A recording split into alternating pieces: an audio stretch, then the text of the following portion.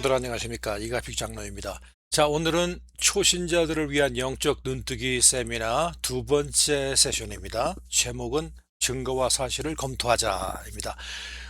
여러분들 아시다시피 그 첫 번째 세션에서는 우리의 마음의 문을 열고 올바른 믿음을 향하는 발걸음을 내디디는 그런 세션이었습니다. 두 번째 세션은 조금 더 나아가서 구체적으로 어떤 그 예시를 통해서 증거와 사실을 한번 우리가 검토해보는 시간을 갖기로 하겠습니다. 그리고 세 번째 시간에는 이제 성경 전체의 사건과 인물과 역사의 흐름을 한번 훑어보고요. 마지막 네 번째 시간에서는 우리 크리스찬으로서 알아야 될 여러 가지 한 열 몇 개가 되는데 그 아주 중요한 필수 교리에 대해 가지고 재밌게 쉽게 풀이하는 시간을 갖도록 하겠습니다. 자, 세션 2 증거와 사실을 검토하자 이제 시작해 보겠습니다. 자, 우리가 이 세션에서 가장 중요한 게 이제 진화론과 창조론을 이제 예를 들어서 얘기를 해야 됩니다. 자, 여러분들 아시겠지만 이 창조론, 진화론 할 때 론입니다. 론은 이제 theory입니다. 세상에는 론이 있고 법칙이 있어요. 여러분들 아시겠죠? 그러니까 론이라는 것은 theory, 법칙은 law입니다. law. 자, 그런데 이 론, 뭐뭐 론과 무슨 법칙의 다른 점은 뭐냐면 법칙은 과학적으로 증명이 됐고 언제 어디서나 수없이 수만 번을 해도 똑같은 결과가 나오는 법칙. 그게 바로 이제 법칙입니다. 예를 들자면 만유인력의 법칙, 중력의 법칙, 뭐 그런 거 있죠. 그런 거. 그 다음에 연력학의 법칙 같은 거. 이게 법칙입니다. 언제 어디서나 몇 번, 몇십 번을 해봐도 똑같은 결과가 나오는 거. 근데 론이라는 건, 띠어리라는 것은 하나의 가설이라고 할 수 있어요. 이거는 증명을 할 수가 없는 게 대부분입니다. 자, 그래서 진화론과 창조론 이 두 가지는 론입니다. 증명을 과학적으로 아직 되지가 않았어요. 창조론은 증명이 될 수 없다는 것을 우리가 알 수가 있어요. 왜냐하면 이게 영적인 것을 인벌브 하기 때문에. 자, 그러나 세상의 모든 것이 우리가 세션 1에서도 배웠지만 세상의 모든 것이 어떤 과학적인 확증 증명을 통해서 우리가 알게 되는 건 아니죠. 그렇죠? 그러나 그런 과학적인 증명을 할 수 없는 거라도 그 결론에 도달하게 하는 많은 증거들, 에비던스를 통해서 우리가 그 결론을 추론할 수 있듯이 이 창조론도 그런 맥락에서 여러분들 생각하셔야 되고, 진화론은 조금 약간 달라요. 진화론도 역시 론인데 이 진화론은 과학자들이 얘기한 거거든요. 진화론자 과학자들이. 그러면 과학적으로 증명이 되어야지만은 자기네들이 얘기를 할 텐데 과학적인 그 진화론이라고 내세웠는데도 과학적으로 증명을 할 수가 없습니다. 그래서 이제 진화론과 창조론에 대해서 먼저 얘기를 한번 나눠보기를 원합니다. 자, 창조주 하나님에 대해 본격적으로 얘기하기 전에 우리가 이제 반드시 다뤄야 할 주제가 바로 진화론과 창조론인데, 한마디로 먼저 결론적으로 얘기해서 진화론이 맞으면요, 신이 없습니다. 그렇죠? 그리고 우리는 모두 우연히 조그마한 단세포로부터 시작되어서 원숭이로부터 진화된 자들이 바로 우리들이라는 거에 맞는 말입니다. 진화론이 맞다면은. 자, 그러면은 반면에 창조론이 맞다면은 우리의 모든 대답은 성경에서 발견될 수 있어야 합니다. 왜냐하면 창조론의 기원이 하나님이신데 하나님에 대해서 하나님의 모든 그 속성과 역사하심과 역사와 모든 것이 성경에 나와 있으니까 우리가 가지고 있는 모든 미스테리하고 우리 영역으로서 알 수 없는 우리 지식 한계 그 밖을 초월한 모든 대답은 성경에서 발견될 수 있어야 된다. 이렇게 결론적으로 얘기할 수 있는 겁니다. 자, 그래서 진화론은 존재하는 모든 것을 물질이라고 가정합니다. 그리고 이 물질들이 자연 법칙을 따라서 수억 혹은 수백억 년 동안의 무한대 시간 속에서 우연히 결합하여 시간이 흐름에 따라 점점 복잡하고 정교한 생명체로 진화되었다고 믿습니다. 이 과정에는 어떤 초인간적인, 초자연적인 현상이 있을 수 없으며 순수한 물리화학적 법칙만이 지배한다고 생각하는 것입니다. 자, 이게 무슨 말이냐면은 이 진화론에서는 모든 것이 물질과 물질, 즉 더 자세히 얘기하자면 물리화학적인 반응과 작용 때문에 모든 것이 존재한다, 이렇게 보는 것입니다. 그래서 그 과정에 어떠한 부분이고 어떠한 스케일이든지 간에 조금이라도 초자연적인 현상이 있을 수 없다고 얘기하면서 하나님의 영역을 완전히 부인하는 거예요. 그래서 이 우주 모든 것의 탄생, 모든 것의 뭐 시간, 물질, 공간의 모든 것의 탄생, 거기다가 인간의 탄생, 모든 것이 물질적인 결합, 무한대의 시간을 통해서 우연히 결합되어서 그것이 점점 진화되어서 인간이 되었다, 이렇게 얘기합니다. 모순이 상당히 많은데 조금 이따가 얘기를 자세하게 하기로 하고요. 자, 여기서 중요한 것이 물질, 무한대 시간, 우연히, 그리고 정교한 생명체로 진화.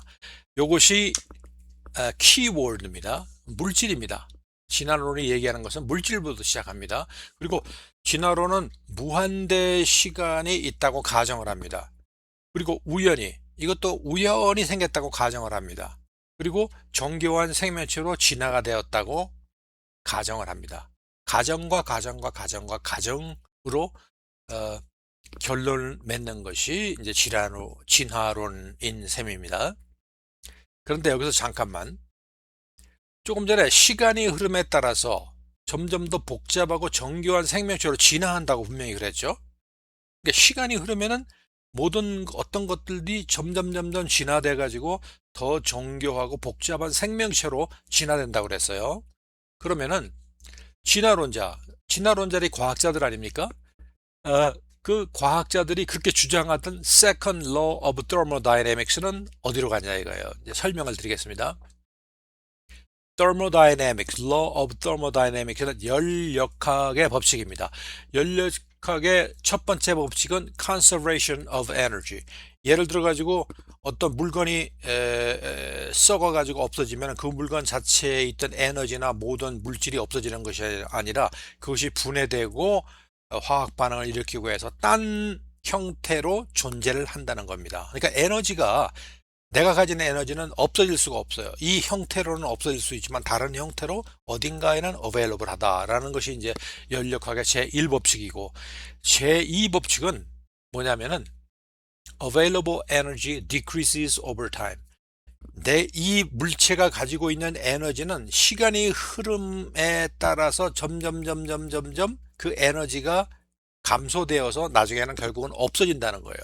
자, 이거는 이 사람들이 말하는 시간이 흐르면 점점 더 복잡해지고 정교한 생명체로 진화한다는 거하고 완전히 반대의 학설입니다. 자, 과학자들이 반대되는 이 thermodynamics에 반대되는 그런 이론을 가지고 나온 거죠. 자, 그래서 이 말을 다시 쉽게 풀이해보면요. 바이브에다가 종이 비행기를 이렇게 놓아두고 시간이 무한대로 흐르게 합니다. 그러면은 이 사람들의 말에 의하면은 이 종이 비행기가 우연하게 무한대의 시간을 통해서 우연하게 저절로 변해서 그 비행기가 진짜 비행기로도 변할 수 있다. 더 정교하고 더 복잡한 생명체로 변할 수가 있다라는 이론이 됩니다. 그런데 여러분 잘 아시다시피 그 종이 비행기는 비바람을 맞고서 얼마 되지 않아서 먼지 부스러기로 변하게 될 것입니다. 왜냐하면 Second Law of Thermodynamics가 그 안에 있는 에너지와 물체의 형태 모든 것은 시간이 지남에 따라서 점점 케이오스로, 부스러기로 나중에는 없어지는 그런 상태로 변하기 때문입니다. 자, 이것이 과학자들이 말하는 진화론의 첫 번째 모순이라고 할 수 있습니다. 자, 그런데 반면에 창조론은 그 우주의 정교한 구조와 운행, 여러분들 그 첫 번째 세션에서 하나님께서 만들어 놓으신 그 행성과 별과 카스모스의 모든 우주의 모든 법칙은 물론 그런 물체적인 그런 거리, 중력, 무게 이런 거에 대해서 배웠는데요. 너무나 놀랍지 않습니까? 우주의 정교한 구조와 운행, 생명체의 놀라운 특이성과 복잡성에 주목하고 자연 법칙은 이러한 우주와 생명체를 저절로 탄생시킬 수 없으며 신적인 창조만이 이 우주와 그 속의 생명체들을 가능하게 한다고 말하는 것이 바로 창조론입니다. 자, 그래서 이 그 창조론과 진화론을 말할 때 진화론이 창조론을 반대하는 것은 여러 가지 이유를 대지만은 결론적으로 제가 먼저 말씀드릴 수 있는 것은 가장 큰 이유는 일단은 우주 창조건 인생사건 뭐건 간에 하나님이라는 존재를 개입시키기를 너무나 싫어하는 거예요.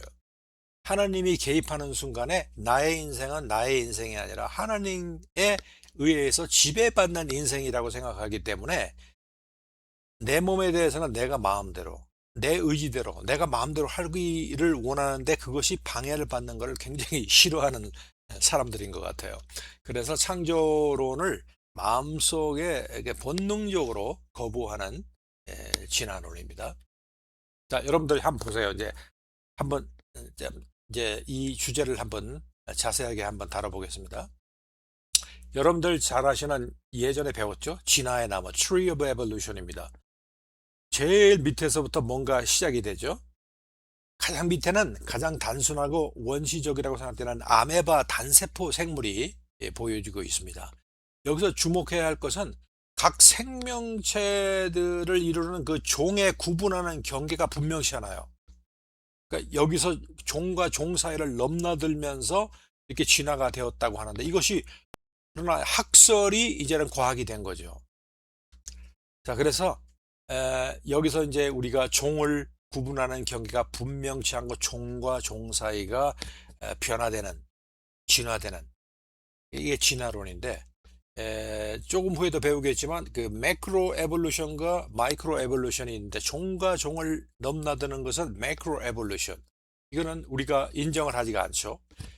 그러나 같은 종 안에서는 evolve, 그러니까 진화할 수 있다는 거, 이거는 모든 과학자들 그리고 창조론자들도 당연히 믿는 겁니다. 자, 한 번 더 보자면요. 왼쪽에 있는 그 원자로부터 이제 시작을 했어요. 원자들이 어떻게 우연히 오랜 세월 동안에 서로 갑자기 결합을 해서 가장 단순한 형태의 생명체를 만들었어요. 생명체를 만든다는 것도 말이 안 되고 무생명체에서 생명체를 만든다는 것도 말이 안 되죠. 그러나 하나 만든 그 단세포가 또 이렇게 갑자기 또 불어나고 진화하는 것도 어불성설입니다. 자, 어쨌든 간에 이것이 다시 진화를 거쳐가지고 복잡한 생명체인 어류, 그 다음에 양서류, 파충류, 조류로 변하고 영장류가 돼서 마지막 인간, 원숭이에서 인간으로 진화한다라는 것을 이제 나타내고 있는데요. 주목해야 할 것은 이 진화 과정이 어느 순간에 갑자기 그친 게 아닙니다. 계속 이 사람들이 말하는 진화는 계속 지금 진행되고 있어야 돼요. 그렇죠?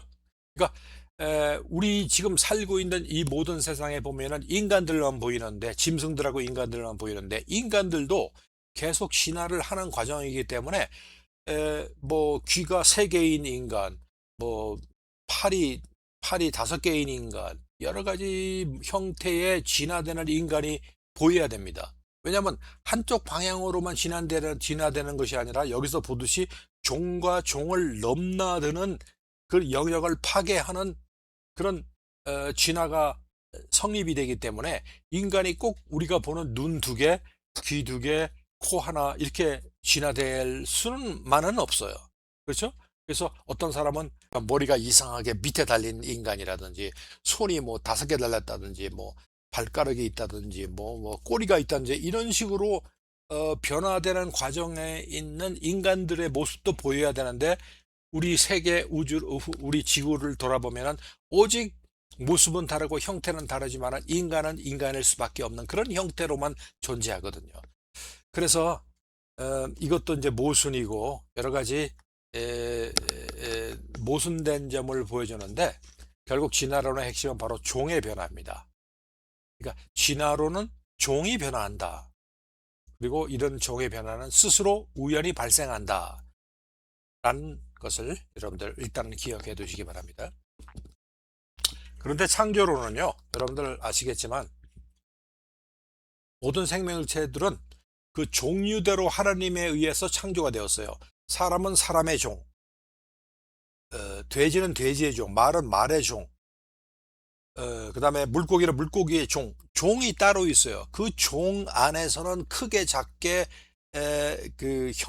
상황의 환경에 따라서 그 생존하려고 하는 생존 법칙에 의해 가지고 소진화가 일어날 수 있지만은 종과 종을 넘나드는 진화는 있을 수가 없다는 것입니다.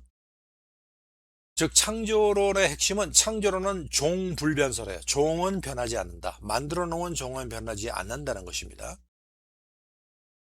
창세기 1장 25절에 보면요. 하나님이 땅의 짐승을 그 종류대로 만드셨어요. 육축을 그 종류대로 만드셨어요. 땅에 기어가는 것들을 그 종류대로 만드셨습니다. 분명히 나와 있습니다. 자, 에볼루션은 다음 여러 분야의 진화를 말하는데 그중 마지막 한 가지만 창조론도 동의하고 과학적으로도 증명이 됩니다. 진화론은 우리가 포괄적으로 그냥 진화론 그러는데 진화론도 여러 가지 세분화된 진화론이 있습니다.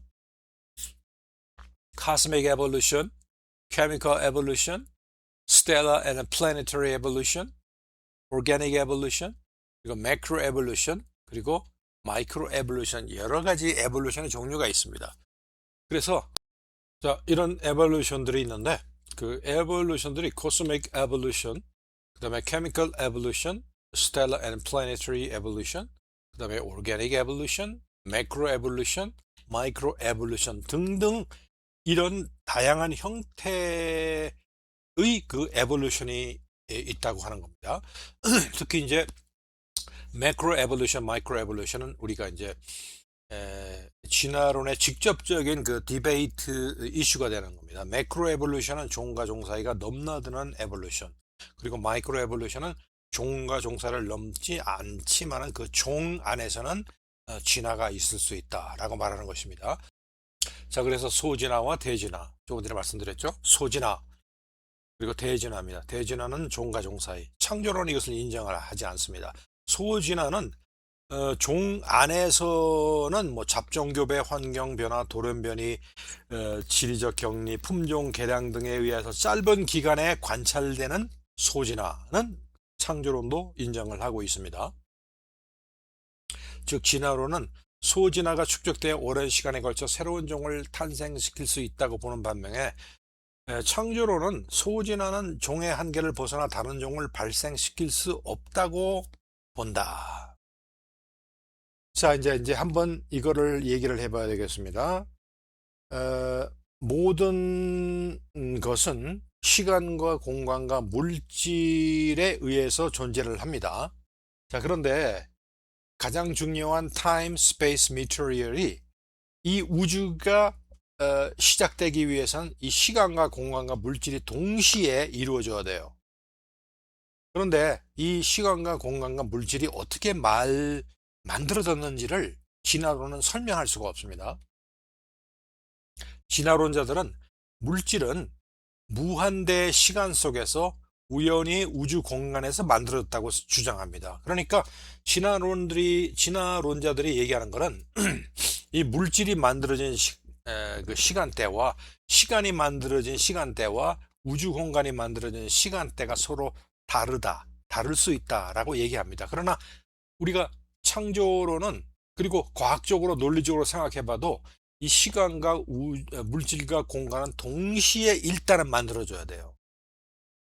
그래야지만 이 세 가지가 동시에 만들어져야지만 이 모든 우주와 모든 것이 운영이 된다라는 것을 얘기하고 있습니다. 자, 시간이 존재하지 않으면요, 시간이 나중에 만들어졌으면은 물질과 그것을 놓을 공간이 있다고 해도 언제 이 모든 것을 만들어질까 하는 시간이 정해지지 않았기 때문에 우주가 성립이 안 돼요. 그렇죠? 그 다음에 공간이 존재하지 않으면은 물질이 있고 언제 놓을까는 시간이 있더라도 공간이라는 어디에 놓겠냐라고 하는 것이 정해지지 않았기 때문에 우주가 존재할 수가 없습니다. 그 다음에 물질이 존재하지 않으면은 물질을 놓을 공간과 시간이 정해졌다 하더라도 그 무엇을 놓을까가 정해지지 않았기 때문에 우주가 탄생이 될 수가 없어요. 자, 그래서 이 말은 무슨 말이냐면은 시간과 공간과 물질은 동시에 이루어져야 된다는 겁니다. 진화론은 이것을 설명할 수가 없어요. 동시에 만들어지지 않으면 우주 창조가 불가능하다. 여러분들 기억해 두시기 바랍니다. 그리고 이제 가장 오래된 박쥐의 화석을 한번 얘기해 보겠습니다. 자, 진화론적 연대 측정법에 의하면은 이 화석의 나이는 5천만 년 정도 된다고 합니다. 이 화석 박쥐는 살아있을 때 박쥐이기 때문에, 박쥐 형태이기 때문에 오늘날의 박쥐와 똑같이 뭐 초음파를 사용해서 거리를 재고 그렇게 생활을 했을 겁니다.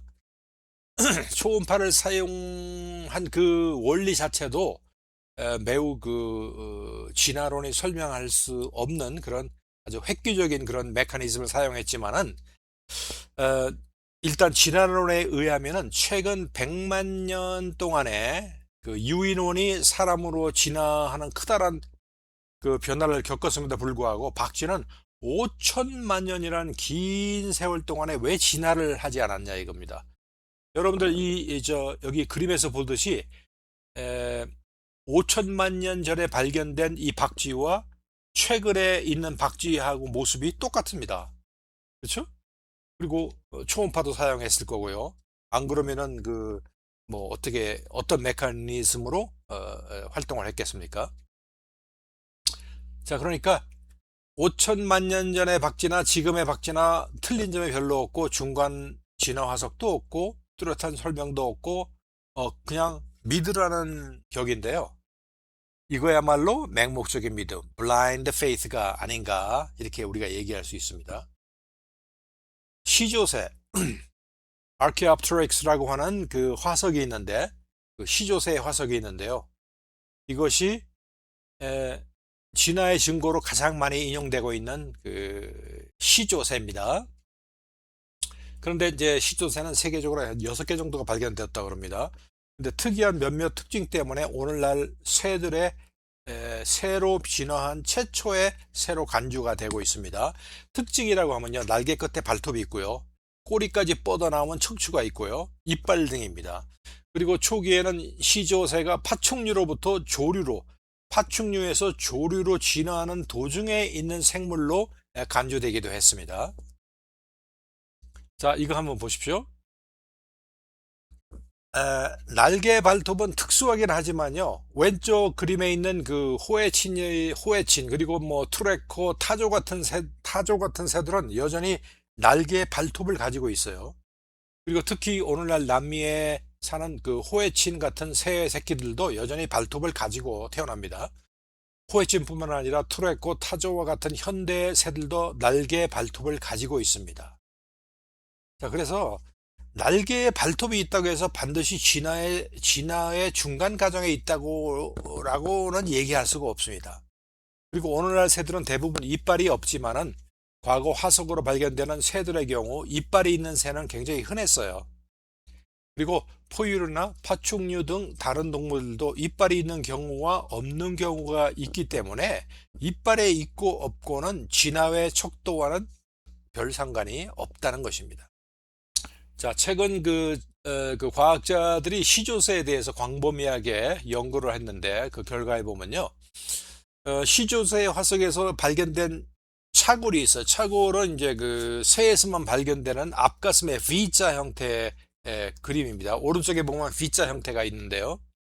즉, 시조새는 완전한 새, 현대에서도 발견될 수 있는 새의 다른 형태다라는 것이 판명이 됐습니다. 그러니까 파충류에서 새로 옮기기 전에 어떤 다른 그 중간 그 형태의 중간 형태의 종이 아니라 완전한 새의 형태라는 것이 판명이 된 것입니다. 또 깃털로 또 여러 가지 볼 때에 완전한 세임이 또 증명이 됐습니다. 자, 진화론자들은 시조새가 조류와 공룡을 이어주는 중간 진화를 증명하는 베스트 프루프라고 그렇게 선전하기를 원했습니다. 그 이유는 미싱 링크, 중간 화석이 없어요. 중간 화석이, 그러니까 파충류에서 새로 가는 중간 화석이 발견되지 않았어요. 그리고 중간 화석이 뭐 이런 새만이 아니라 양서류에서 넘어 뭐 파충류로 넘어가는 거, 그다음에 또 파충류에서 새로 변하는 거, 그런 것이 이제 진화가 되었다면은 우리 인간이 발견되고 새의 화석이 발견됐듯이 그런 화석, 중간 화석들이 줄비하게 있어야 될 거 아닙니까? 근데 그런 미싱 링크, 중간 화석이 없어요. 그래서 이 발견된 시조새를 6개 발견된 시조새를 바탕으로 해서 이것을 중간 화석의 증명이 되는 중간 화석의 중간 진화의 화석이다라고 이렇게 프로모트하는 거죠. 자, 그런데 불행하게도 시조새는 완전한 새 종류였던지 수각류 공룡의 한 종류로 판명이 되었습니다. 또 말의 진화도 이렇게 얘기해요. 말이 변해서 이렇게 된다고 그러는데 5천만 년부터 점진적으로 진화했다고 합니다. 그래서 제일 위에서 두 번째 보면은 그 에오히푸스라는 그런 형태로 변했는데 이거는 말과는 거의 관련성이 없고 오늘날의 그 토끼와 비슷한 동물입니다. 그 말의 진화 계열의 화석들은 어디에서도 연속적인 화석이 도무지 발견될 수가 없어요. 여기서 중간에 변하는 그런 화석이 있어야 되는데 화석이 발견되지가 않아요. 말의 진화 계열은 진화를 가정하고 정했음에도 불구하고 나중에는 도리어 진화의 증거 자료로 사용되고 있습니다. 가정학설이 나중에는 증거 자료로 거꾸로 사용되고 있다는 겁니다. 자, 종의 기원을 쓴 다윈의 고백을 한번 들어볼까요? 다윈은 중간 화석이 없다는 사실을 몰랐을까요? 그렇지 않습니다. 다윈도 이 사실을 잘 알고 있었습니다. 다윈이 말하기를 나의 이론에 의하면 수없이 많은 전이 형태, 중간 형태가 존재해야만 하는데 왜 우리는 지층에서 수없이 많아야 할 그것들을 찾아볼 수가 없을까? 모든 생물의 종과 종사에 있는 전이 형태의 수는 상상할 수 없을 만큼 많아야 할 텐데 라고 했다고 합니다. 그러니까 미싱 링크가 발견될 수가 없어요. 뭐 어디에서 그 진화가 벌어져 가지고 어떻게 이런 형태로 변했다 하면 그 중간에 변화된 형태들이 수억 개, 수만 개 있을 거 아닙니까? 그것이 발견되지가 않습니다. 그래서 앞으로 계속 지층을 발굴하면 많은 중간 화석이 발견될 것으로 기대했는데 다윈이 죽은 150년이 지나도록 수없이 많은 화석을 발굴하여 보았지만 중간 화석은 나타나지가 않습니다. 자, 뉴스위크지가 1980년도의 화석 문제에 대해서 다음과 같이 명쾌하게 결론을 얘기하고 있습니다. 과학자들이 종과 종 사이를 연결하는 전이 형태의 화석을 찾으려고 하면 할수록 더 낙담하게 된다. 화석 기록에서 중간 형태의 전이 화석이 없다는 것은 이제 하나의 법칙이 되어버렸다. 이렇게 약간 빅코런트로 얘기를 했어요. 몇 가지만 더 얘기해 볼까요? 불가사리. 3억 년이라는 긴 세월 동안에 변했다고 그러는데 왼쪽과 오른쪽에 불가사리 형태는 변한 적이 없습니다. 3억 년 동안 다른 생물들도 그렇게 변화가 됐다면은 이 불가사리도 변화가 돼야 되는데 진화가 되는 형태가 전혀 없을 뿐더러 발견되는 화석도 없습니다. 그런데 왜 유독 사람만 불과 100만 년 사이에 원숭이에서 사람으로 진화됐느냐? 이 질문을 진화론자들은 답을 할 수가 없습니다. 나무윗잎 화석도 마찬가지입니다. 종의 불변을 확인할 수 있어 변화가 없어요. 수천만 년, 수억 년 된 화석과 현대의 나뭇잎을 비교해봐도 변화가 없습니다. 그래서 식물학자 코너는 아직까지는 내가 아무 편견 없이 볼 때에 식물의 화석 기록은 종의 불변, 즉 특별 창조를 지지한다고 생각한다. 이렇게까지 얘기를 했어요. 조개 화석도 변화가 없어요. 그 다음에 최근에, 아주 최근에 발견된 인간의 그, 발자국인데요. 사우디아라비아에서 고고학자들이 발견했다고 합니다. 그런데 이 발자국을, 그, 연도를 측정해 보니까 11만 5천 년 정도가 됐다고 그래요. 자, 그러면 어떻게 11만 5천 년이라는 결론을 이 발자국을 보고 내렸느냐? 이 과학자들이 사용하는 건 카본 데이팅과 그다음에 아이소토피스라고 하는 그 정황을 바탕으로 이제 이 연대를 측정했는데 연대 측정 방법에서 많이 쓰이는 방법이 이제 카본 14과 PA 방법을 사용하고 있습니다. 그런데 여기에 문제점이 뭐냐면요. 그 PA 포타시움 아르곤 방법으로 리키스 넛크래커 맨을 분석을 해보니까 175만 년 전의 화석으로 나옵니다. 그러나 그보다 더 밑에 있는 미층을 카본 14으로 재어보니까 만 년으로 분석이 됩니다. 그러니까 정확하다고 하는 이 두 가지 연대 측정 방법이 위에 있는 거를 재어봤더니 100만 년이 넘었고요. 그 밑에 있는 거는 더 오래돼야 되는데 오히려 엄청나게 더 그 후에인 만년으로 분석이 되었어요.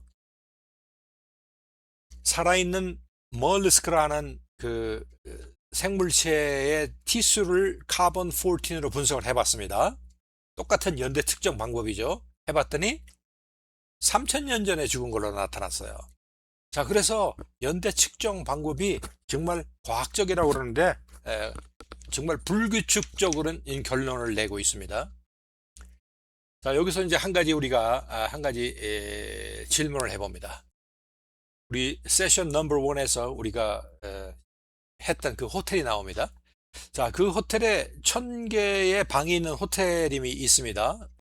이 호텔의 모든 방을 한 방씩 비운다면은 호텔 전체를 비우는데 얼마나 시간이 걸릴까를 한번 알아보겠습니다. 한 방을 비우는데 5분씩 걸리는 거로 조사가 되었어요. 그러므로 전체 방이 1,000개니까 1,000개 곱하기 5분 하면 5,000분이 걸리겠죠. 즉 84시간. 그런데 실제로 호텔이 다 비게 된 시간이 42시간으로 나왔어요. 84시간이 돼야 되는데 42시간으로 나왔어요. 어떻게 된 것일까요? 이 문제는 우리가 간과하기 쉬운 한 가지 가정 어썸션에 문제가 있었기 때문입니다. 이 말이 무슨 말이냐면은 이 어썸션은 호텔 1,000개가 모든 방이 다 사람들로 꽉 차 있었다고 생각해서 시작했습니다. 그러니까 1,000개에 하나에 5분씩 하니까 5,000분이 걸리는 결론이 나오죠. 그런데 실제로는 500개의 방만 차 있었던 겁니다. 나머지는 비어 있었던 거예요. 그러니까 차 있었던 방이 500개니까 500 곱하기 5분 하면 2,500분, 약 42시간이 걸리는 겁니다. 그래서 우리는 모든 방이 처음부터 다 차 있었다고 계산하고 한 방 한 방씩 비우는데 사실은 그 반은 다 비어 있었다는 얘기죠. 자, 그러면은 과학자들이 지구의 나이를 카본 14나 PA 방식으로 연대 측정을 할 때 지구가 태초에 만들어졌을 때는 모든 것이 시작 단계의 형태라고 가정을 했던 거예요. 무슨 말인지 아십니까? 그래서 나무와 바위도 흙도 하물며 짐승들도 어린 새끼로부터 모든 것이 처음부터 진화를 시작했다고 가정을 하는 겁니다. 무슨 말씀인지 아시겠죠? 그러니까 1년부터 시작한 게 아니라 0부터 시작한 것이라는 겁니다. 나무, 바위, 생물 모든 새끼들도. 그러나 하나님은 한 살짜리 작은 나무를 만들어 놓았을 수도 있고 처음에 지구를 만드셨을 때, 그 다음에 1,000년짜리 고목을 만들어 놓았을 수도 있고, 그렇죠? 또 어린 거북이를 만들어 먼저 태생하게 만들어 놨을 수도 있고, 또 아예 처음부터 200년짜리 늙은 거북이를 먼저 만들어 놓았을 수도 있다는 것입니다. 창조할 때 여러분 생각해보세요. 아담과 이브를 창조할 때 아담과 이브가 어린애 태아부터 만들어 놓지 않으셨잖아요. 아담과 이브가 거의 뭐 장년인 30살 정도의 어른으로 만들어 놨잖아요. 그러니까 하나님께서는 나무도 만들어 놓았을 때 나무가 처음부터 시작하려면은 요만한 묘목부터 시작해야 되는데 그렇게 안 되죠. 하나님께서 울창한 나무를 처음부터 만들어 놓으셨거든요. 자, 그런 거를 가정을 해야 됩니다. 그러므로 연대 측정법 그 자체는 과학적인 방법이라고 말할 수는 있어도 실제적으로는 에러의 여지가 다분히 있을 수 있는 방법이라는 것입니다. 여러분들 무슨 말인지 아시겠죠? 자, 그래서 인류의 기원의 연대를 진화론자는 약 100만 년 정도 보고 있고 성경을 믿는 창조론자들은 약 6천 년 전이라고 볼 수 있습니다. 자, 성경적으로 한번 계산을 해보면요. 8명으로 시작했죠. 노아의 방주에 노아와 노아의 아내와 세 그 자녀와 그 배우자들까지 합쳐서 8명으로 노아의 방주에 들어가서 모든 인류가 멸망하고 그 사람들이 나와서 인류가 8명으로 시작했잖아요. 자, 8명으로 시작했는데 노아 홍수가 4,300년 전에 이제 발생을 했습니다. 그러면은 한 커플이 뭐 이론적으로 한 2명, 3명 정도 낳는다. 물론 예전에는 훨씬 많은 사람이 낳습니다만 현대와 평균적으로 잡아가지고 한 커플이 2명, 3명 정도 놓는다. 그리고 한 제너레이션을 한 40년 정도로 보고 있는데 43년으로 본다. 그러면 계산을 해보니까 지금 한 5 빌리언 정도의 사람들이 지금 현대에 살아야 됩니다. 그런데 이제 실제적으로는 현대 인구를 보면은 약 8 빌리언이 살고 있죠. 이제 이 통계가 이거를 이제 낼 때 이제 수년 전에 냈으니까 그 정도 차이가 있다고 볼 수가 있습니다. 자, 그러면은 진화론적으로 계산을 해보면요. 23,256 세대가 지나가고 있습니다. 한 제너레이션을 똑같이 43년으로 보고 있다면요. 그리고 한 커플이 2.5 children 자손들을 놓는다고 가정했을 때 결과는 10의 2091승. 이거는 트릴리언 타임스 트릴리언 타임스 트릴리언 타임스 트릴리언. 상상을 할 수 없는 정도의 많은 사람들이 지구의 파퓰레이션이 돼야 됩니다. 그러나 지구는 지금 거의 8 빌리언, 8 빌리언 정도의 사람들만 지금 거주를 하고 있죠.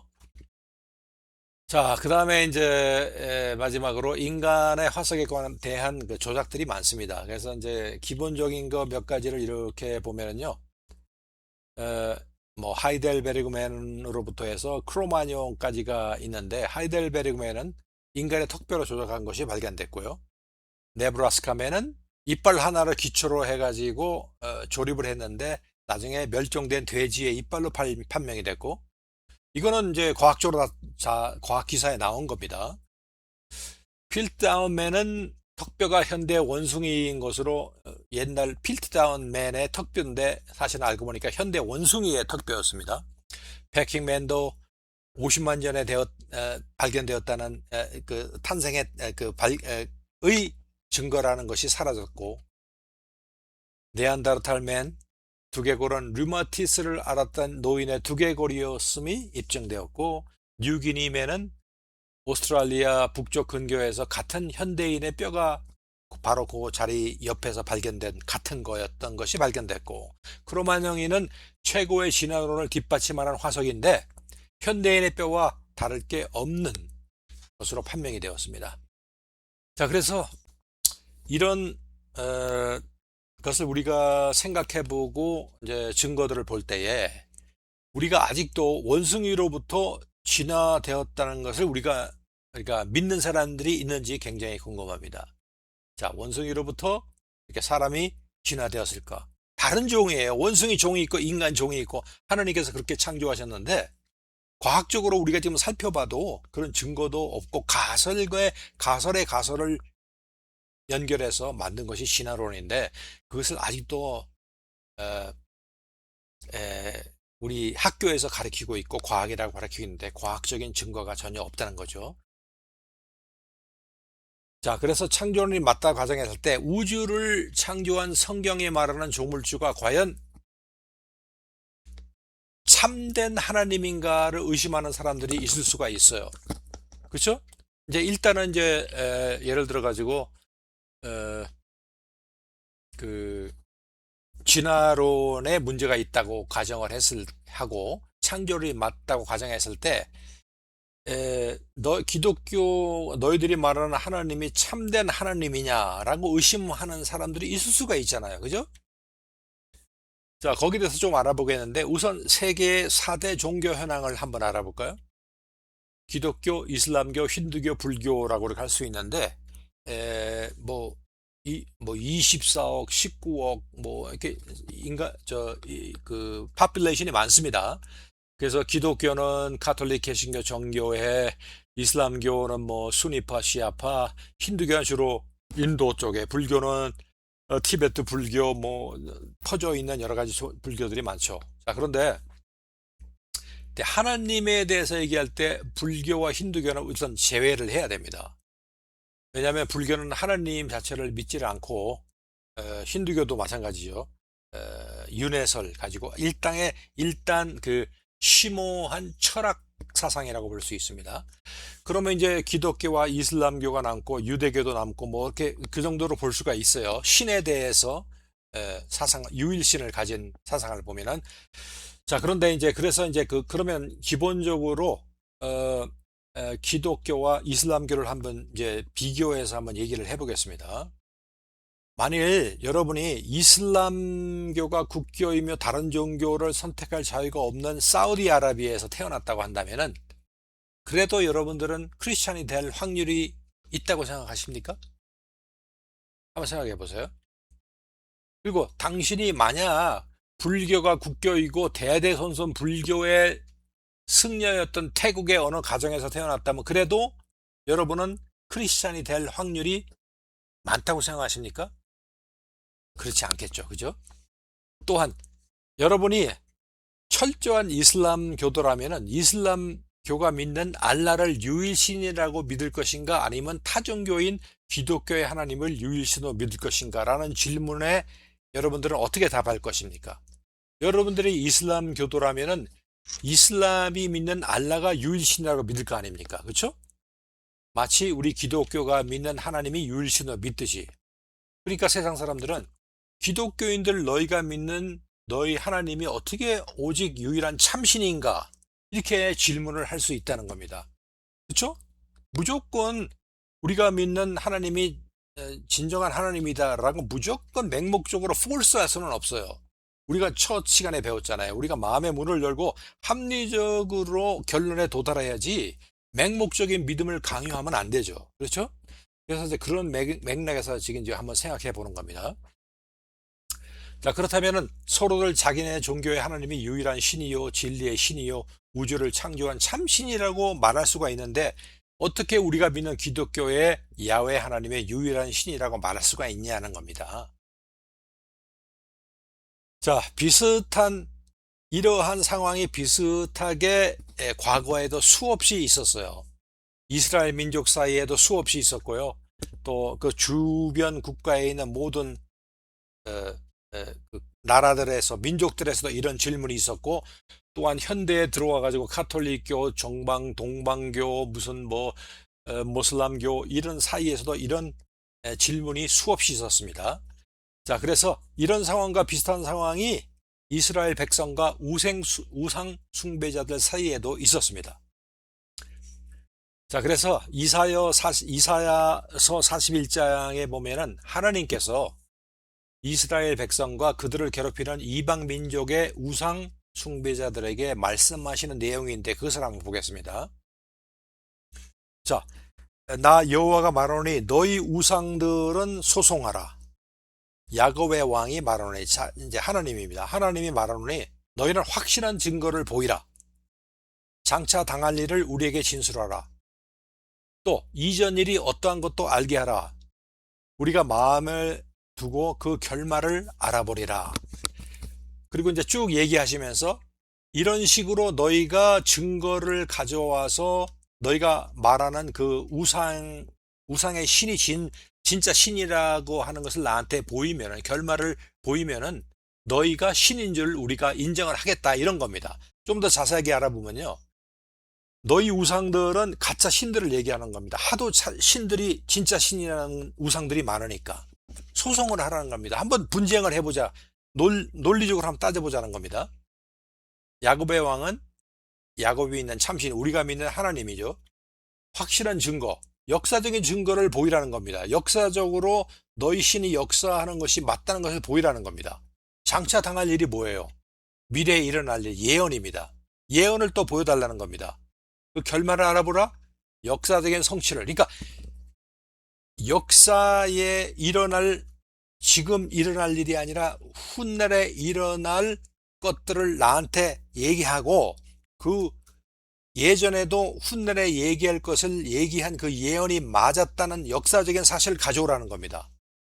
그렇게 가져오면은 너희가 신인 줄, 참신이라고 내가 여기겠다는 겁니다. 이 말은 뭐냐면은 하나님께서 하도 참된 신이 많다고 하는 여러 우상 가짜 신들이 인간이 만들어 놓은 가짜 신들이 많으니까 이 우매한 사람들에게 말하기를, 좋다, 너희들이 믿고 있는 신이 진짜 신이라고 그러니까 그 신을 다음과 같은 조건만 만족시키면 내가 진짜 신이라고 인정할게 하면서, 그 만족시키는 그 조건이 뭐냐면은 너희 신이 앞으로 벌어질 일을 예언하라 이거예요.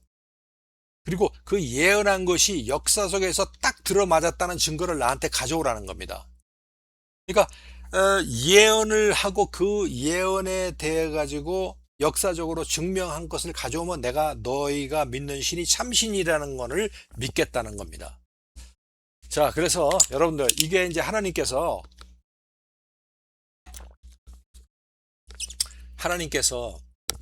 내가 참된 신이라는 것을 인간이 가진 두뇌로 이해시키기는 너무나 불가능하니까, 인간이 그나마 이해하고 이 상황이 어떤가를 알 수 있는 그 조건이 뭐냐면은, 내가 참신이라면은 미래에 있었던 어떤 예언들을 수없이 할 것이다. 그 수없이 하는 예언들이 하나도 틀리지 않게 역사에서 성취되는 걸 보고 내가 참신임을 너희는 믿을 수 있다라고 이제 쉽게 말하자면 얘기하는 거예요. 근데 그 예언이라는 게, 예를 들어 가지고 제가 여러분들 청년들한테, 자, 예언하겠습니다. 여러분들 언젠가는 모르지만은 여러분들이 결혼할 것입니다 라고 말하는 건 예언이 될 수가 없죠. 그렇죠?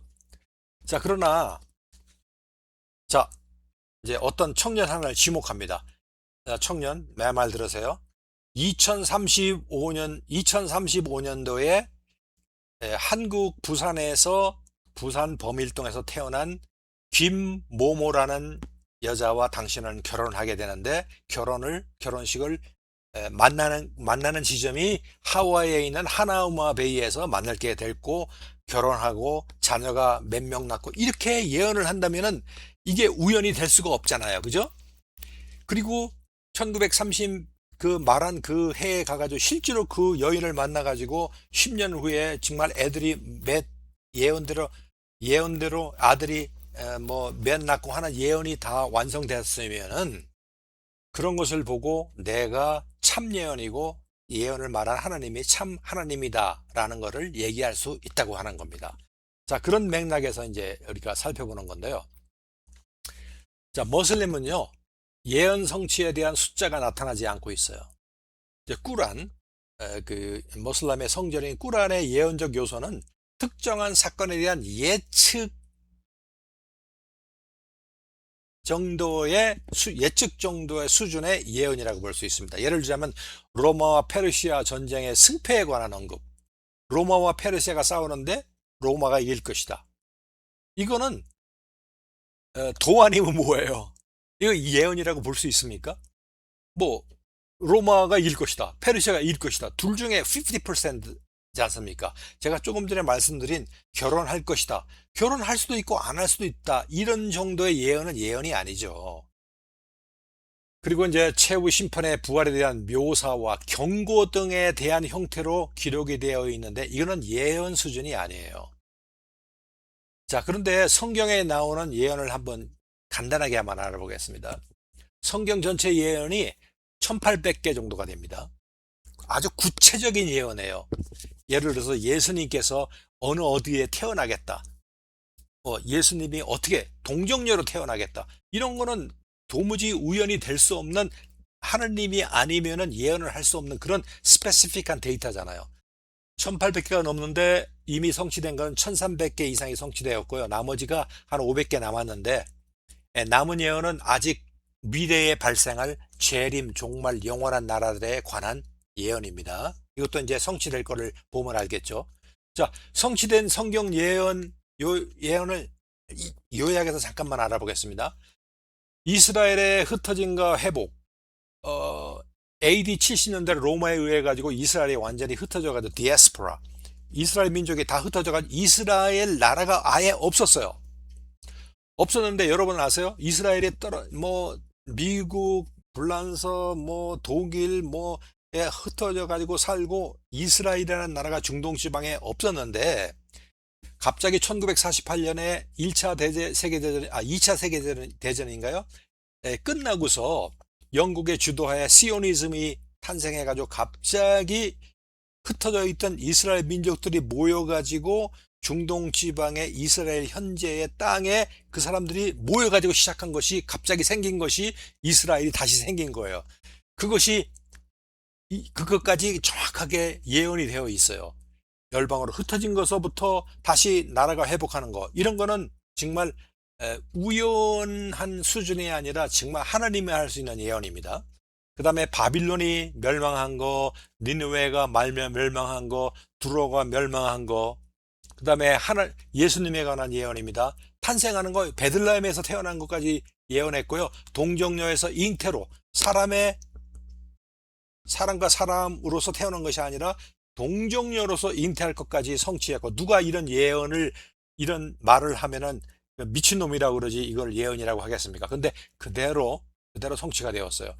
그 다음에 예수님의 삶의 과정, 성령 부음과 가난한 자에게 복음 전하는 거, 낙이 타고 예루살렘에 입성하는 것까지, 그 다음에 고난 당하는 거, 손발이 뚫리고 조롱받고 제비 뽑아가지고 옷이 나눠지고, 그렇죠? 고난받고 대속 십자가 상에서 성취하는 이런 모든 것까지, 그리고 부활 예언했는데 부활 실제로 하시고, 승천 예언했는데 승천이 성취가 되고 하는 이 모든 것이 예언이 되어 있습니다. 그 다음에 교회와 복음 확장에 관한 예언들, 복음화 세계, 복음이 모든 민족에게 전파되는 건데요. 이거 거의 다 지금 이루어지고 있지 않습니까? 세계 방방곡곡에 하나님의 복음이 전파되고 있고요. 이방인 부르는 거, 성령 강림하는 거, 이런 것이 다 예언이 성취되고 있습니다. 제국들의 흥망 예언, 그 바벨론, 메데파사, 헬라, 로마 제국, 이런 제국들이 망하고 흥하는 것까지 역사적으로 정확하게 성취가 되었어요. 알렉산더 대왕의 죽음과 제국, 알렉산더 대왕의 죽는 것까지, 그리고 그 제국이 분리가 돼가지고 그 네 명의 그 제너럴이 서로 분리하다가 또 두 왕국이 또 득세를 해가지고 벌어지는 거, 이런 것까지 역사와 일치하게 예언을 했단 말입니다. 그 다음에 예루살렘 성전이 파괴되고 유다가 배신하고 은 30년에, 이런 것까지 다 예언이 되어 있어요. 또 요한의 광야에서 외치는 자의 소리, 이런 것까지 다 요한이 태어나기 전에 예언이 되어 있는데 성취가 되었습니다. 자, 그래서 이런 거를 볼 때 여러분들은 어떻게 생각하십니까? 성취된 예언은 이스라엘 역사와 민족, 메시아 예언, 교회 복음 확장, 세계 제국의 흥망, 이런 구체적 사건으로 다 예언이 되어서 성취가 되었어요. 그리고 특히 메시아에 관한 300여 개 이상의 예언들이 예수 그리스도의 행적과 그 다음에 기록되어진 그런 복음서에 의해서 성취되어 것이 다 기록이 되어 있어요. 조금 전에 말씀드렸듯이 남은 500개 예언은 그리스도의 재림, 최후 심판, 새하늘과 새 땅들과 관련되어 있는데, 이것도 이제 성취가 될 거죠. 자, 이제 예언에 대해서, 그 예언을 통해서 참 하나님이 누군가에 대해서 얘기를 나눠봤고요. 시간이 많이 흘렀습니다. 노아의 방주에 대해서 간단하게 알아보겠습니다. 왜냐하면 노아의 방주도 성경의 기록인데, 이것도 성경 이외에도 여러 가지 그 기록들이 너무나 많기 때문입니다. 자세한 얘기는 안 하고 넘어가겠습니다. 그 당시에 인류를 심판할 당시에 너무나 세상이 부패했기 때문에 하나님께서 세상을 에, 에, 멸망시키기로 작정하시고 의인인 노아와 그 가족들만 구원하려는 마음으로 노아에게 방주를 짓도록 지시를 하셨습니다. 자, 이 사진은요, 아수리아 지역에서 발견된 고대 그 길가메시 서판이라고 불리는 그 서판입니다. 서판인데, 그 상형 문자를 해독을 해 보니까 전 인류가 대홍수가 있어가지고 멸망했다는 것에 대해 가지고 성경과 기록과 상당히 유사성이 가진 것이 적혀 있어요. 성경하고는 전혀 관계가 없죠. 근데 잠깐 여기서, 자, 수메르 문명이요. BC 2900년이나 2300년 전 그 사이의 문명이고, 노아의 홍수가 BC 2400년경 사건이고, 그것을 기록한 모세의 기록이 BC 1500년경이니까 그 수메르 기록이 사실이고 창세기 기록은 수메르 길가메시를 카피한 것이 아니냐라는 얘기가 나옵니다. 무슨 말인지 아시겠죠? 그 노아의 홍수를 모세가 기록을 했는데 모아가 BC 1500년경의 사람이니까 1500년보다도 훨씬 앞에 있는 수메르 문명에서 길가메시가 기록을 했으니까 성경이 기록한 거는 모세가 수메르 문명의 길가메시에서 카피한 것이 아닌가 이런 얘기가 나오는 겁니다. 자, 그러면 이제 이거를 제가 설명을 한번 해드릴게요. 예를 들어서 한국의 대통령이 기자단들과 함께 북한을 방문했어요. 그래서 이제 뭐 악수도 나누고 한 3, 4일 동안 이제 거기에 체류하면서 한국의 대통령이 북한의 수령과 서로 얘기를 나누고 회담을 나누고 이제 한국에 돌아왔습니다. 돌아왔는데 돌아오자마자 기자단들이 신문에다가 쫙 발표를 했어요. 한국 대통령 북한의 위원장과 만나서 얘기를 하고 경제 협력을 맺고 또 뭐 개성공단을 다시 뭐 세우기로 하고 이런 것이 쫙 기사가 나갔습니다.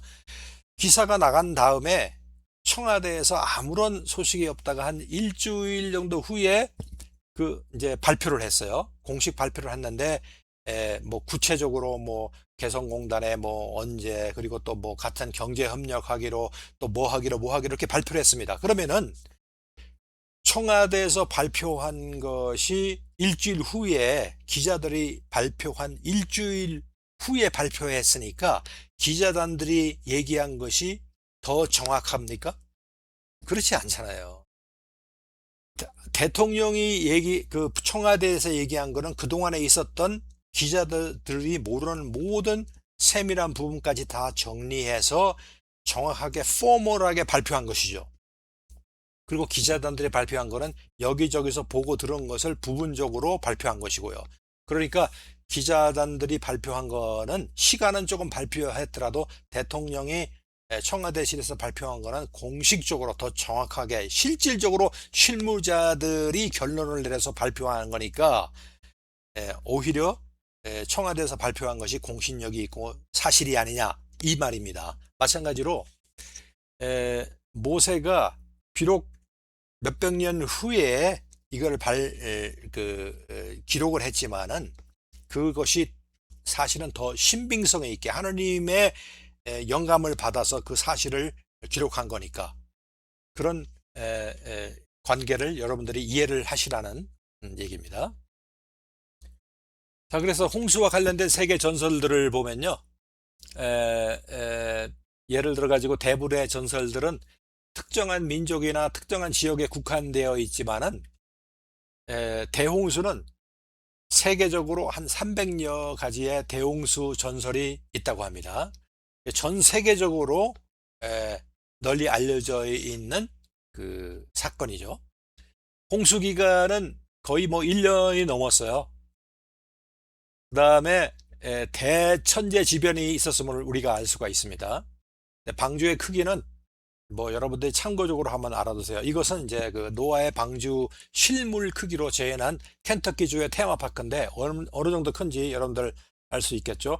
재료는 뭐 잣나무, 그리고 방주의 구조는 뭐 3층 구조로 되어 있고, 방주의 용량은 전체 용량은 양 정도의 크기를 12만 5천 마리 정도로 실을 수 있는 아주 큰 용량입니다. 안전성, 1992년에 해군사관학교 기술연구소가 연구해가지고 국민일보가 93년에 발표했는데, 파도가 43m 정도 와도 안정성이 보장된다. 미국 선급협회 규칙으로 볼 때 방주에 물이 넘쳐 뒤집히려면은 파도 높이가 40m 이상이 돼야 되는데, 회사에서 연구한 거에 의하면 파도가 43마일 정도까지 와도 방주는 안전하다, 이렇게 나와 있죠. 종합해 볼 때 노예 방주는 가장 격심한 파도에서도 충분히 견딜 수 있는 안전한 구조임이 밝혀졌고요. 홍석원 박사는 4,500년 이전에 제작된 노아 방주의 재원이 현대 기술로도 믿기기 어려울 정도로 과학적이어서 방주의 존재 사실을 믿지 않을 수가 없다, 이렇게 얘기를 했습니다. 노아의 홍수에 대한 시가 있습니다. 산은 오르고 골짜기는 내려간다니, 이렇게 시편에 적혀 있습니다. 여기서 알 수 있듯이 이 노아 홍수 때는 비만 내린 것이 아니라 밑에서 조산 조력 운동이 있어서 물이 솟아나고 세상에 있는 모든 땅덩어리가 이렇게 움직이고 변화되는 그런 사건이 있었습니다. 자, 그래서 사하라 산맥에서 10시간 이상 들어가야 하는 곳에 타실리 나자르라는 지역이 있는데, 그 지역의 이름의 뜻이요, 강이 흐르는 평원이에요. 좀 이상하죠? 자, 그런데 현재는 사막 중심부인데 노아 홍수 때는 강이 흐르던 평원으로 추정하고 있습니다. 여러 가지 그 증거들이 많은데, 그 나제르로 가는 도중에 거대한 나무의 화석이 사막 표면에 발견됐어요. 나무가 자랄 수 없는 곳인데도 큰 나무가 발견됐어요. 그래서 이곳은 그 지질학적 자료로 판명을 해보면은 이 사막인데도 예전에 과거에는 아름드리 나무가 자라고 있었던 좋은 환경에 있다는 것을 알 수가 있었고요. 나무 화석뿐만 아니라 공룡의 거대한 화석들도 발견됐어요. 그래서 결론적으로 과거에 엄청난 크기의 짐승이 사하라 사막에 살고 있었고, 그 다음에 화석뼈는 거의 손상이 되지 않은 채로 사하라 사막의 지표에 흩어져 있습니다. 그리고 과거에는 사하라 사막은 이런 거대한 동물들이 살 수 있었던 수목이 자라고 있었던 지역이었다. 그리고 사막 한가운데서 벽화가 발견됐는데, 농사를 짓고 있는 그 소와 사람들의 그 모습이 있어. 사하라 사막이 농사 질 수 없는 곳인데도 그런 벽화가 발견됐어요. 사람이 농경을 하였다면 아무리 길어도 1만 년을 넘을 수가 없어요. 그래서 이 대륙 이동으로 인해 가지고 이런 어떤 그 사막 지역에 지금 이제 생겼고, 예전에는 농사를 지었고 아주 동물들이 살고 있었던 그런 지역이 아니었나, 그렇게 결론을 내릴 수가 있습니다. 또 나사에서 한번 조사를 해봤더니요, 그 밑에 모래 밑에 지형을 조사를 해봤더니 나일강 규모의 커다란 강의 흔적이 아직도 선하게 남아있음이 관측이 되었습니다. 그래서 정리를 하면은 사하라는 옛날에 거대한 강이 흘렀고 나무들이 울창했고 공룡과 같은 거대한 동물들로 살고 있었고 농사까지 지었던 지역인데 지금의 사막이 되었다라는 것입니다. 그리고 1909년에 미국 인디애나 유적지에서 발견된 토판을 보면요, 홍수 전설을 자세히 보여주고 있습니다. 첫째 단은 해와 달이 보이고요, 동물도 보이고, 둘째 단은 홍수에 사람들이 떠내가고 있고, 셋째 단은 방주가 물 위에 떠 있고 비둘기가 날아가며 밤낮 40일 동안을 의미하는 40개의 사각형이 그려져 있고요. 넷째 단은 방주에서 동물들이 나오고 있고 좌측에 사람들이 서 있고 오른쪽에 동그란 형태의 그 태양이 보이고 있죠. 다섯 단은 무지개가 그려져 있는 걸 볼 수가 있습니다. 자, 그래서 여러분들 잘 아시는 그랜드 캐니언이 생기게 된 이유를 우리가 이런 그런 대규모 퇴적층을 형성할 수 있는 노아의 홍수와 연관성을 우리가 볼 수 있겠죠.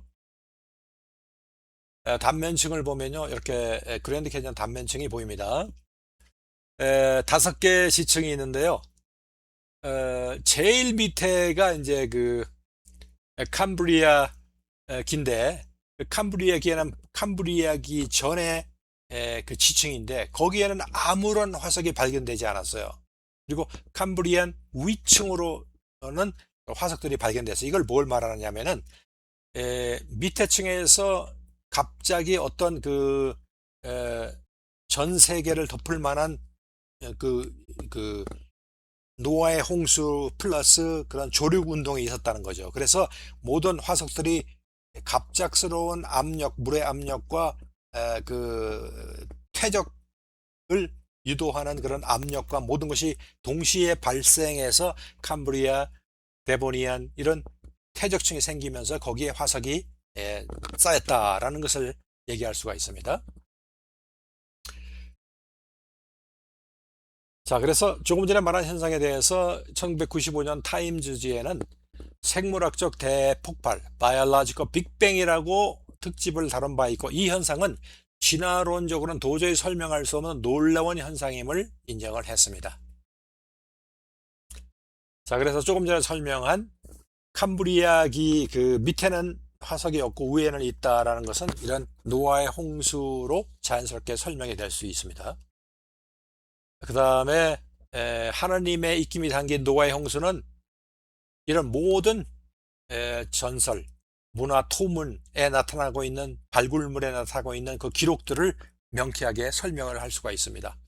자, 거듭 얘기하지만은 증거가 없어서 못 믿는 것이 아니라 증거가 명백히 있어도 안 믿게 되는 그런 상황이 되었습니다. 이것은 안 믿게 되는 것은 영적인 배후 세력으로 인한 영적인 눈이 닫힌 결과라고 볼 수 있습니다. 그래서 우리가 그 마음의 문을 열고 영적인 문을 향하는 믿음을 쌓자라는 것으로 우리가 이제 시작한 것이죠. 그 다음에 노아의 방주 유적은 참고적으로 알아두세요. 보았다는 사람이 많습니다. 여러 가지 기록들도 있고요. 그 다음에 항공기에서 촬영을 한 것도 보이는데 탐사하는데 어려움이 있어요. 여러 가지 뭐 로컬 정보 협조가 없고요. 신체적인 악천후, 뭐 동물들, 빙하 여러 가지 이유가 있죠. 자, 그래서 그것을 이제 잠깐 뒤로 미루고 노아의 방주에 대해서 알아보았습니다. 그 다음에는 한자에 숨겨진 성경 역사를 잠깐 말씀을 드리겠습니다. 예를 들어서 중국 땅에 이주한 셈, 야벳, 그 다음에 함 민족 중에서 이제 주로 이제 셈족이나 야베스족이 이제 동쪽으로 이제 가다가 중국의 인도나 중국의 사람이 떨어져서 거기 거주하고 나머지 사람들이 동쪽으로 더 가서 우리 동방민족의 한국 민족이 생겼다고 보는 그런 학설도 있고요. 자, 어쨌든 간에 그 사람들이 중국에 정착할 때에 자기네들이 옛날에 그 천지창조하고 홍수나고 하는 그런 것들을 할아버지들한테 들어가지고 잘 알 수 있지 않습니까? 그것이 자기의 자녀들한테 전래되고 해가지고 한자가 의미가 있는 문자니까 그 의미 속에 그런 창조나 하나님에 관한 그런 역사가 숨어 있지 않을까라는 것을 한번 알아보자는 겁니다. 간단하게 다는 알아볼 수가 없죠. 하버드 대학교의 역사 자료는 중국 문자를 약 2500년 전으로 얘기하고 있습니다.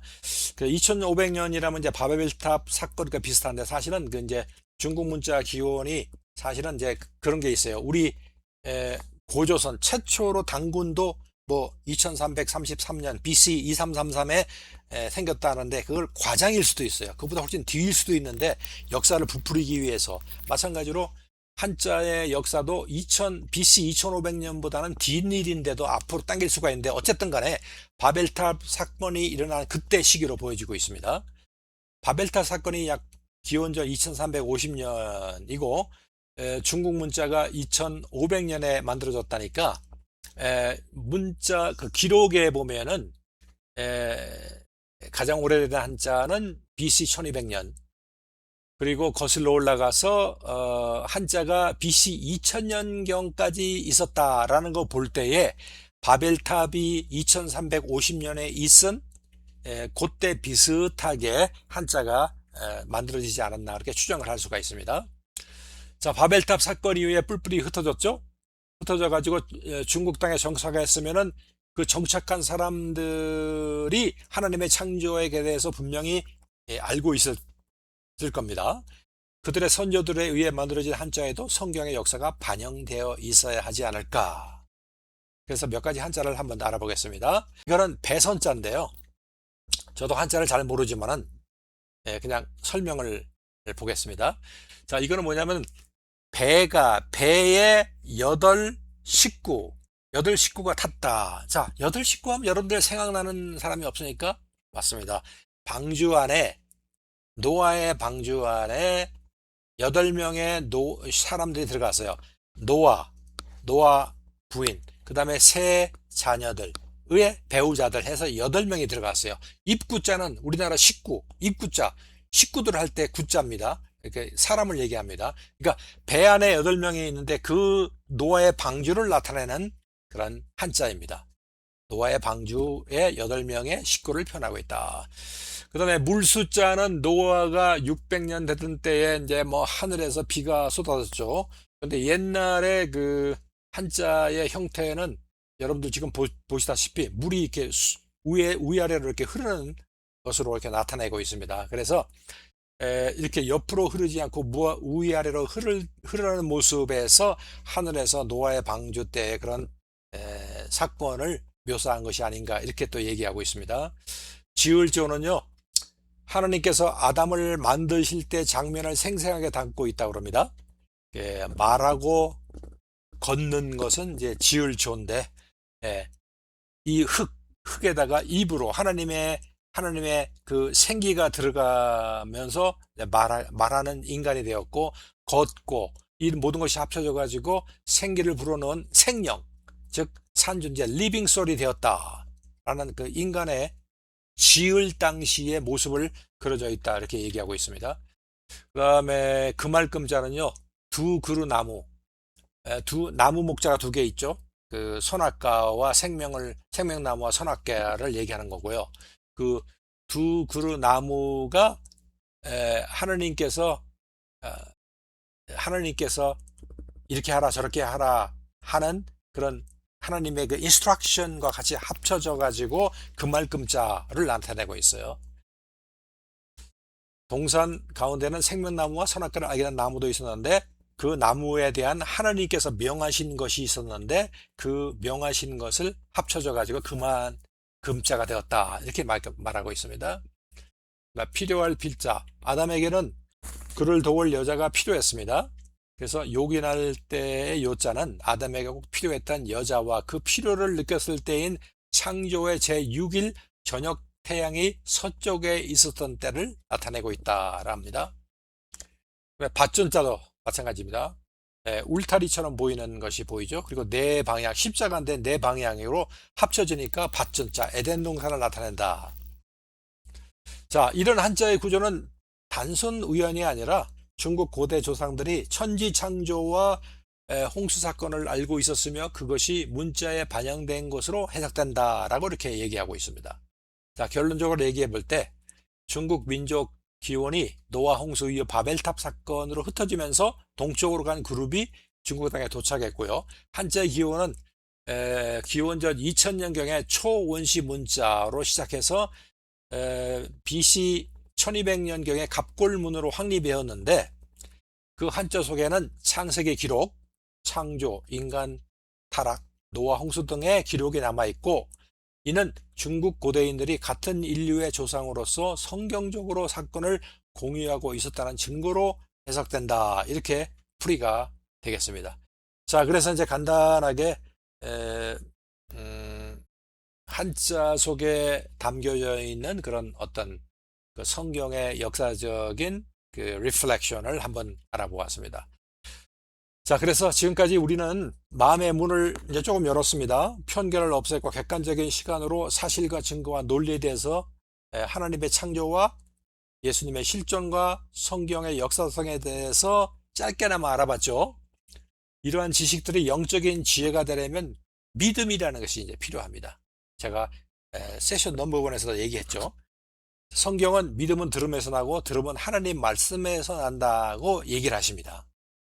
그러므로 영적인 믿음의 세계로 궁극적으로 우리가 들어가기 위해서는 반드시 하나님의 말씀을 읽고 배우고 연구해야 됨을 우리가 알 수 있습니다.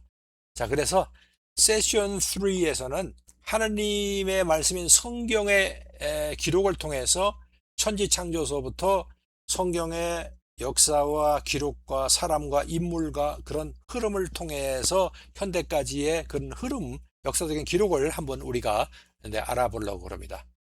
자, 그래서 세션 2가 끝났습니다. 여러분들, 오늘은 마음의 문을 열고서 조금 더 구체적인 증거와 사실들을 한번 살펴보았습니다. 그래서 그 사실들을 살펴본 것은 모든 많은 사실들의 일부분이지만은 그것을 통해서 간접적으로 그런 example을 통해서 우리가 사실을, 성경에 있는 모든 기록들이 사실적으로 기록된 것이구나 하는 그런 증거와 그런 맥락을 여러분들한테 알려드렸습니다.